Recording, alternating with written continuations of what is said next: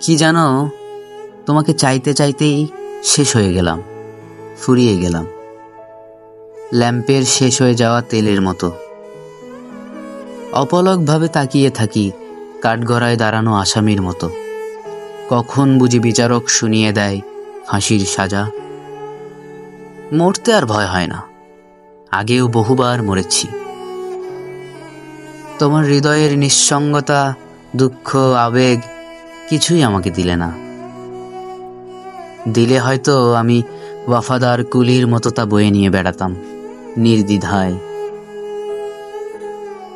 মানুষের জীবনের থেকে উৎকৃষ্ট মহাকাব্য অথবা উপন্যাস আর দ্বিতীয় হতে পারে না।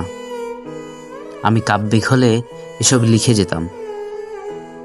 আমি অতি নগণ্য, তুমি চাইলেই আমাকে ভুলে যেতে পারো, আমি কোনো প্রতিবাদ করব না।